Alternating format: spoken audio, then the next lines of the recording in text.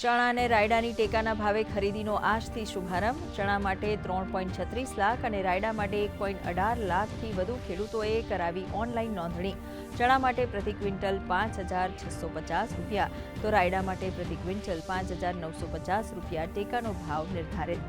રાજ્યના યુવાઓ semiconductor, solar અને સ્માર્ટ મેન્યુફેક્ચરિંગ જેવા મહત્વાકાંક્ષી ક્ષેત્રોમાં લઈ શકશે તાલીમ. કેન્દ્રીય રાજ્યમંત્રી જયંત ચૌધરી દ્વારા સેન્ટર ઓફ એક્સિલન્સનું કરાયું લોન્ચિંગ.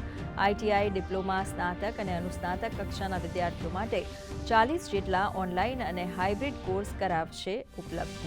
જમ્મુ કાશ્મીર ભૂસ્ખલન દુર્ઘટનામાં ફસાયેલ રાજ્યના તમામ 50 નાગરિકો સુરક્ષિત અને સલામત. આરોગ્ય મંત્રી ઋષિકેશ પટેલે કહ્યું, તમામ નાગરિકોને રેસ્ક્યુ કરી સલામત સ્થળે ખસેડાયા. વતન પરત લાવવા રાજ્ય સરકારના પ્રયાસો ચાલુ. દેશભરમાં ગુંજ્યું રાજકોટ જિલ્લાનું નામ. કેન્દ્ર સરકારની યોજનાઓની સફળ અમલવારી બદલ સન્માનિત. પ્રધાનમંત્રી નરેન્દ્ર મોદીના હસ્તે જિલ્લા કલેક્ટર પ્રભવ જોશીને એનાયત થયો એવોર્ડ. 17મા સિવિલ સર્વિસ દિવસ નિમિત્તે પીએમ મોદીએ લોકસેવકોને આપ્યો સફળતાનો મંત્ર. નક્સલવાદને નાબૂદ કરવાની દિશામાં સુરક્ષા દળોને મળી વધુ એક સફળતા. ઝારખંડના બોકારોમાં ચાલેલી અથડામણમાં 8 માઓવાદીઓ ઠાર.